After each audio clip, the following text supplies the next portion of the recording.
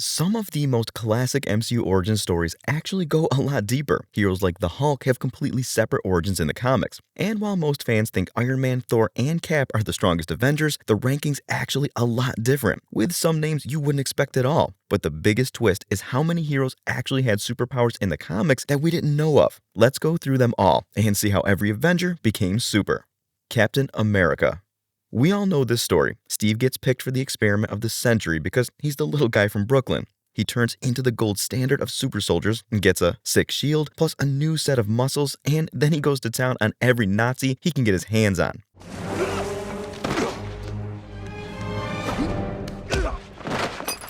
The thing is though, what a lot of people don't know about Steve is his experiment was unusually successful. No other super soldier experiment replicated Erskine's work flawlessly, not even Bucky, though he was pretty close. But why is that? Besides Erskine's one-of-a-kind formula, Howard Stark's Vita-Ray radiation also helped stimulate the serum, leading to Steve's superhuman transformation. No other experiment after this utilized Vita Rays. And man, they should have, because this guy has gone up against gods, aliens, giants, and everything in between.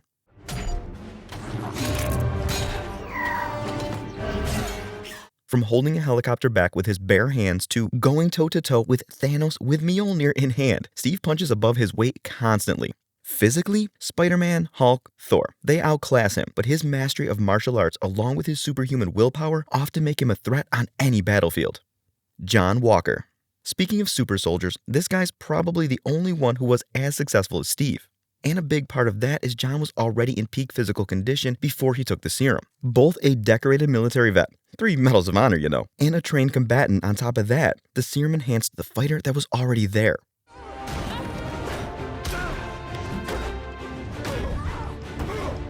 But besides that, he doesn't actually have Steve's raw finesse with the shield, and his temper makes him lose his cool more often than not. What saves John is that in pure stats, any other human, enhanced or not, is rarely outranking him.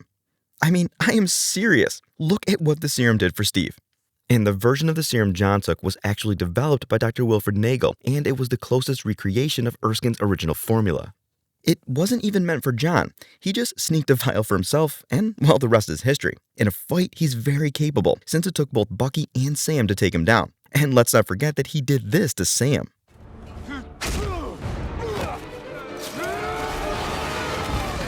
Alexei Shostakov. Pretty much the Soviet Union's direct successful answer to Captain America. During the Cold War, he was the first and only person to receive the Russian serum, which gave him pretty much the same deal. He's not really as strong as Steve, and honestly, I think he isn't even as strong as John. But a lot of that has to do with his lifestyle. Steve was in the trenches day in and day out, and John built himself up before receiving the serum. In terms of powers, he has the same things they do. Increased strength, durability, agility, and better healing than the average person. But his skill set is more in brawling and undercover spy stuff than straight martial arts. Ironically though, pure hands is in his exact comic background. He has no serum in his comic stories. He was just put through extremely grueling training by the Soviet Union, which pushed him to the very limits of human potential. And he even fights Captain America without any enhancements. Bucky Barnes. During World War II, Bucky was captured by Hydra and experimented on by Arnim Zola, who injected him with a variant of the super soldier serum. This is the only reason he survived his infamous fall from the train. His near-lifeless body was recovered by Hydra, who amputated his crushed arm and replaced it with a titanium cybernetic one. Then, they spent decades brainwashing him and repeatedly putting him in cryo-freeze to use him as the Winter Soldier. And whenever he did wake up,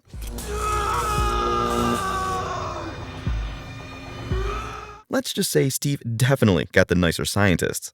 Ever since he got the vibranium arm upgrade though, Bucky got a massive edge in battle. He can pretty much match Captain America in a straight brawl, and that was before the new arm, so I'd rank him around the same level as Infinity Saga Steve Rogers. But what do you guys think? How strong is Bucky now? Didn't take much for him to fall back into form. Bob Reynolds. To cap off the super soldier section, we have Bob Reynolds, who honestly, I don't even think belongs here because no super soldier is moving like this man. And the biggest proof is when he completely dog walks John, Bucky, and Alexei along with the rest of the Thunderbolts at the same time.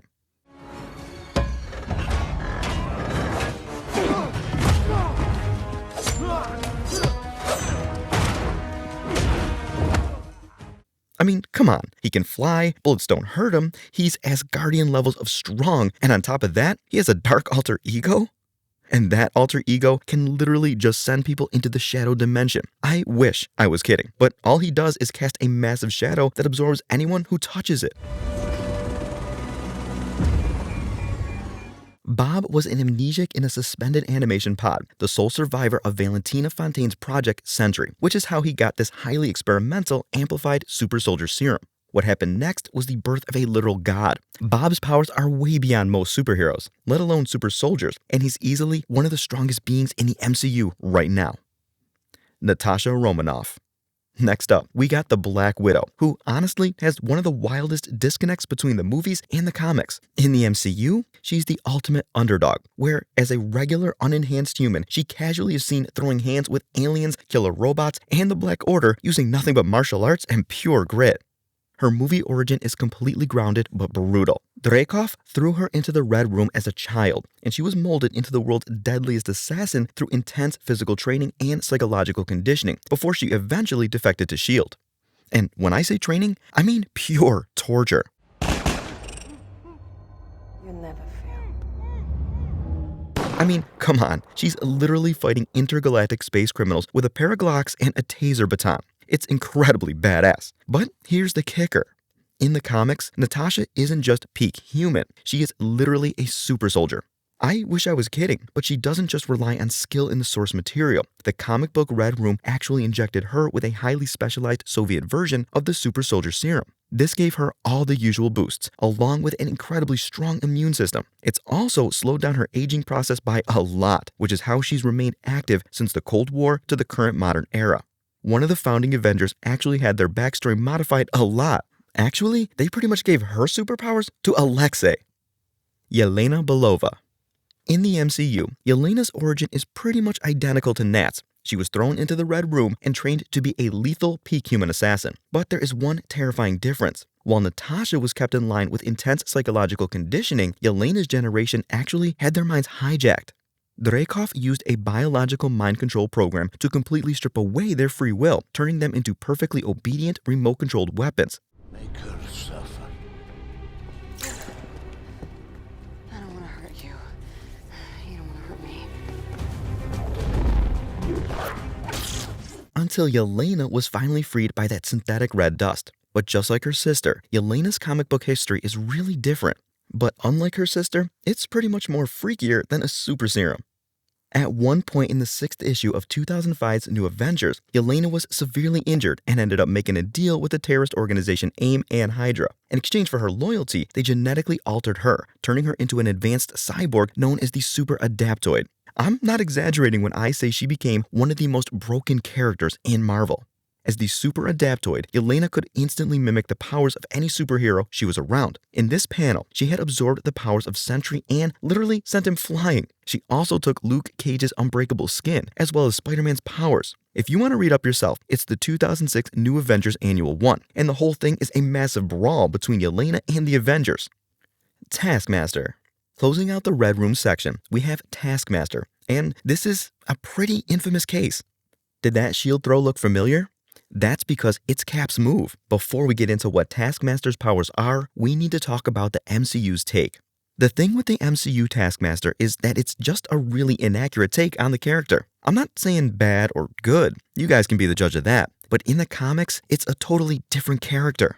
In the MCU, Taskmaster is Antonia Dreykov, and her powers are photographic reflexes, thanks to an advanced chip implanted into her spine and nervous system. This lets her mimic the fighting style of anybody she watches, even their skill level, which is how she pulled off that Hawkeye-style shot. Also, even security footage works for her. In the comics, Taskmaster is Tony Masters, and he gets his powers from an experimental offshoot of the super soldier serum that gave him those same reflexes naturally. Sounds busted, right? Guy can remember anything. All he needs to do is just see it. Except he's still just a guy, and his brain only has so much space. In the comics, every time Taskmaster learns a new fighting style, it permanently overwrites his own personal memories. He literally forgets his own past, identity, and even his own wife, just so he can throw a right hook like Cap or move like Spidey. The movies just don't capture the full extent of the Taskmaster's abilities or the struggle of the character. In the comics, Taskmaster's gone up against almost every hero you can think of, and that's a regular Tuesday for him. Hawkeye. Not technically a Red Room project, but he's as superhuman as you can get while still being human. Hawkeye's pretty straightforward. He's a top-tier S.H.I.E.L.D. operative and lethal assassin personally selected by Nick Fury. He doesn't have a high-tech armor suit, and he didn't drink any magic science juice that makes you super shredded. This is just a guy with a bow and arrow. But when you make shots like he does, well, a bow and arrow is all you need. With his godly sense of aim and mastery over the bow, Clint has emptied quivers into aliens, superhumans, and even leviathans. Plus, he even hurt an Asgardian god.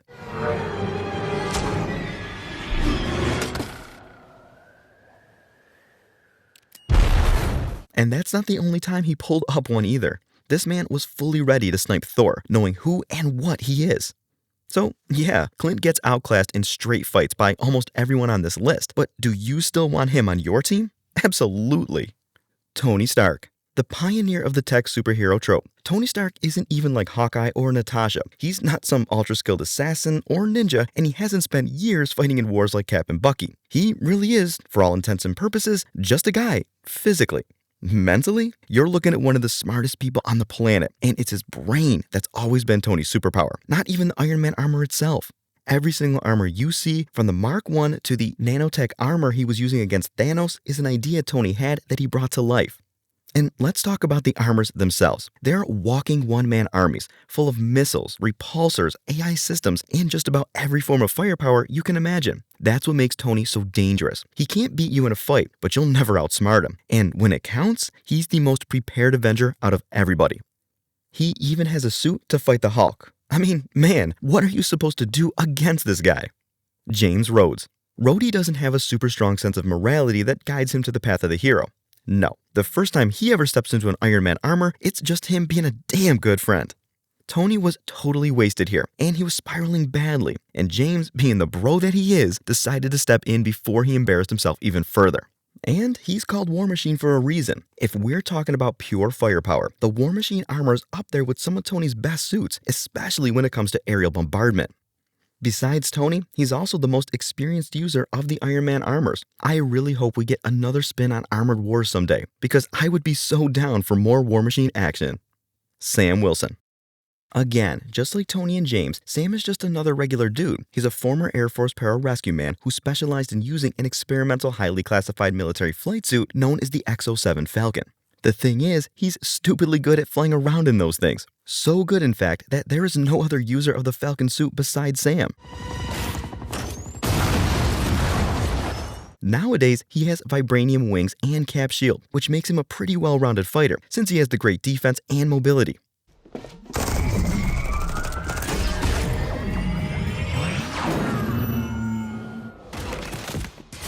But his comic powers are actually a lot weirder. It turns out Sam was manipulated by none other than the Red Skull, who used the reality-warping cosmic cube to mess with Sam's mind. The side effect of this cosmic tampering accidentally granted Sam a literal telepathic link to birds. Before he ever strapped on a pair of mechanical wings, Comic Sam Wilson's main gimmick was his mutant-like ability to see through the eyes of his pet falcon, Redwing, and commanding entire flocks of birds to attack his enemies.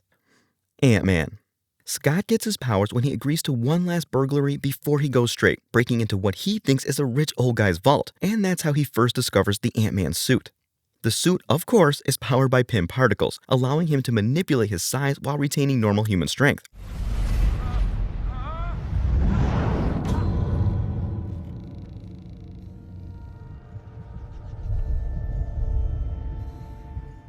The helmet also features an EMP communication device that lets him control armies of highly dangerous ants. The thing is, though, the whole heist was a test from Hank Pym, the guy who made the suit. He pretty much duped Scott into becoming a hero. But turning small isn't all he can do. Whenever Scott turns small, he has the mass and density of his normal self, so he could be an inch big and punch with the force of a grown man. But since he's that small, all that force gets concentrated like a human bullet. But that logic should be the same when he's a giant man, right? He should still have the weight and force of a grown man. Yeah, no. Turning giant does exactly what you think it does. This dude can punch a leviathan into the ground. His powers are pretty inconsistent, but they make him an extremely versatile hero with an answer for almost every situation. Thor, Odin's son. Despite what he thinks, Thor is the source of his own powers. They're not tied to Mjolnir or some enchantment by Odin. On top of just being born with extremely good stats due to being an Asgardian, Thor is the god of thunder. And, well, do you guys really need me to explain? You know what this guy can do. Just look at him go.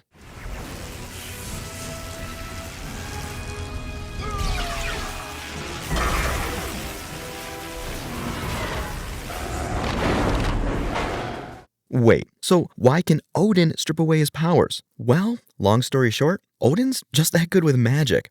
When he exiled Thor and stripped him of his powers, it was a very intentional decision to teach him humility. What he actually did was lock them behind Mjolnir, which is something he can only use if he's worthy. So you get the idea. It was actually a pretty good parenting moment, really.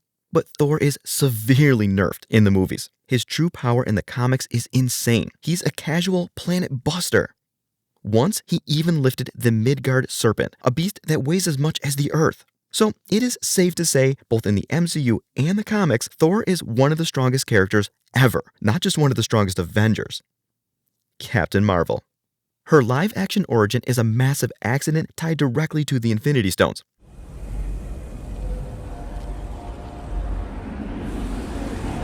Carol was an Air Force pilot testing an experimental lightspeed engine that was secretly powered by the Tesseract.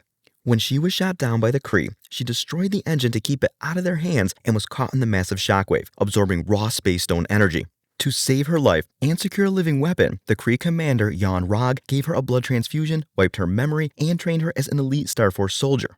She was kept under control with an inhibitor chip until she eventually broke through the brainwashing, unlocking her full binary form, which is basically her going Super Saiyan. In terms of raw power, she's one of the strongest members the Avengers have ever had, besides just being strong enough to crack open any Iron Man armor, or to send Cap flying, shield and all. She's also done things like taking down Thanos' flagship all on her own.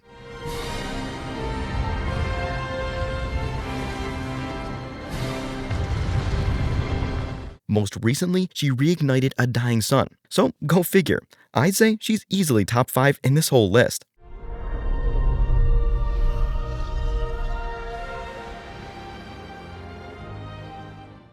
The Hulk. You can't talk about Banner without talking about the super soldier experiments. General Ross manipulated Banner into trying to recreate Erskine's original serum. Bruce actually thought he was working on radiation resistance and swapped out the Vita rays for gamma radiation. When things went really bad in a trial experiment, he was exposed to that radiation, which turned him into the Incredible Hulk.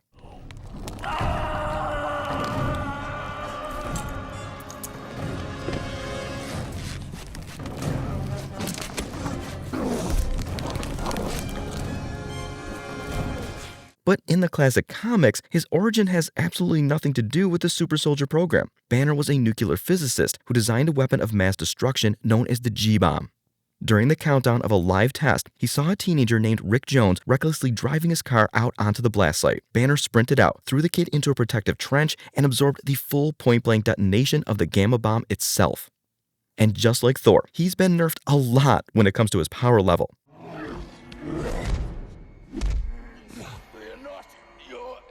Banner. Try to think.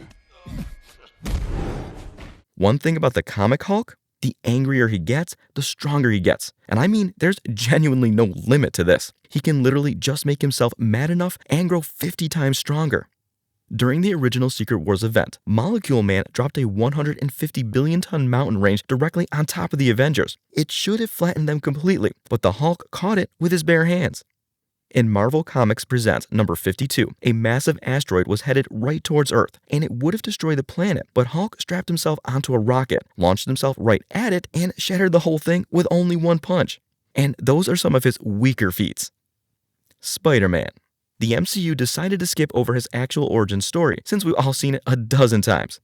We meet Peter Parker in Civil War after he's already been bitten by a radioactive spider and has been operating in a handmade sweatsuit for about 6 months. He has the standard package: super strength, superhuman agility, wall crawling, and his classic spider sense. But what's a bit unusual is that right off the bat, he gets these billion-dollar high-tech AI-filled suits from Tony Stark. In almost every spider story, he's broke and figuring it out on his own, from the spandex to the costume design to the web shooters.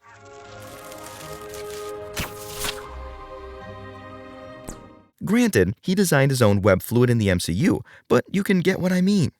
And that's not all. The movies do a really good job of showing how agile and fast Spidey is, but they don't show off his strength. In the comics, Peter constantly holds back, and there is no situation where he doesn't do this. Even when his life or the lives of others are on the line, Peter still pulls his punches. Why? Because if he didn't, he'd kill all of his villains in a single blow. And that's not an exaggeration. We got the ultimate proof during Superior Spider-Man, when Dr. Octopus swapped minds with Peter and took over his body. In his very first fight against Scorpion, Doc Ock threw a very basic punch, nothing special, except it ripped Scorpion's jaw clean off. In that moment, Doc Ock realized that every single time he fought Spidey and lived, it was because Peter is just that nice of a guy.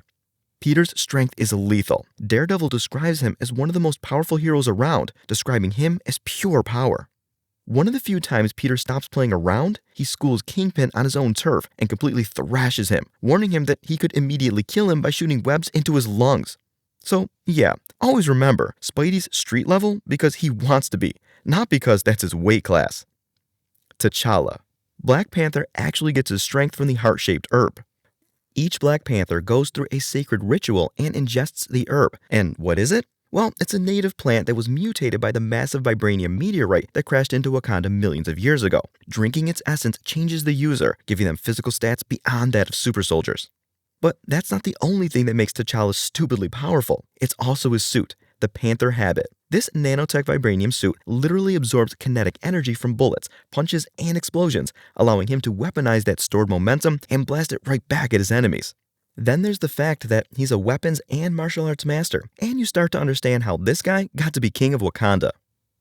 Doctor Strange. Stephen gets his powers from training, but not the kind you're thinking of. Arguably, his first superpower is how good he is at studying. After exhausting all of Western medicine and draining his bank account, a desperate Strange travels to Kamartaj in Nepal. There, the Ancient One forcefully opens his mind to the mystic arts. He spends months rigorously studying ancient texts at Hogwarts to become the best sorcerer in Gryffindor. Sorry, wrong series, but you get the point. His abilities aren't tied to physical strength. He draws raw, extra-dimensional energy to cast incredibly complex spells. He can create eldritch-like constructs like whips and shields, trap enemies inside the reality-bending mirror dimension,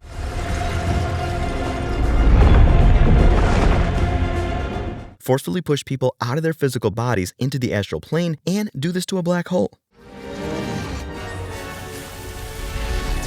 Plus, having possessed the Time Stone for years, his tactical combat IQ is practically unmatched. He's also pretty good at using that stone, since he trapped Dormammu in an infinite time loop. He's also one of the only Avengers who has gone one-on-one against Thanos and not only survived, but actually held his own and began to overpower the Mad Titan, with all the Infinity Stones. Wanda Maximoff. In the MCU, her powers are initially explained through a mix of science and alien artifacts. Wanda and her brother Pietro were radicalized and volunteered for highly illegal Hydra experiments led by Baron Strucker. They were exposed to the raw power of the Mind Stone housed inside Loki's scepter, which supposedly gave her telekinesis and telepathy. Everything changed with WandaVision, though. The show revealed that the Mind Stone didn't give her powers, it just unlocked what was already there. Agatha Harkness confirmed that Wanda was actually born a mythic, prophesized being capable of spontaneous creation. The Infinity Stone simply amplified her latent, dormant chaos magic, turning her into the reality-warping Scarlet Witch. But how powerful does that actually make her? Well, insanely. Regular superheroes are nothing to her. I mean, seriously, just look at the Illuminati.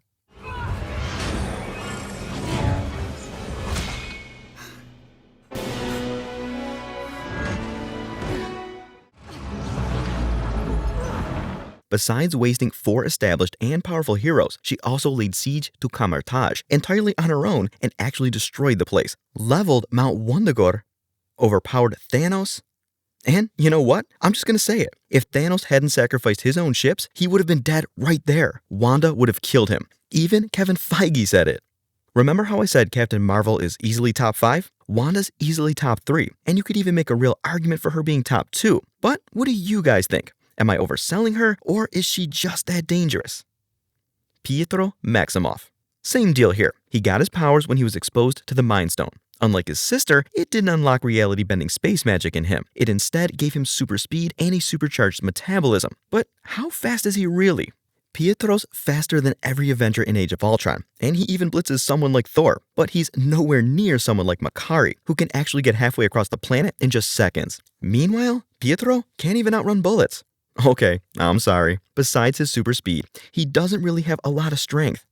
A lot of the reason he hits hard is that he's just moving that fast. He didn't ever really have the time to get used to his powers or improve them though. Well, he would have had the time if he wasn't so slow. Okay, seriously, that was the last one. The differences between the MCU and the comics are big enough for their own video, but more importantly, Carol, Wanda, and Sentry, do you guys think these are the top 3 most powerful Avengers? Share your thoughts in the comments below, and let us know what you think.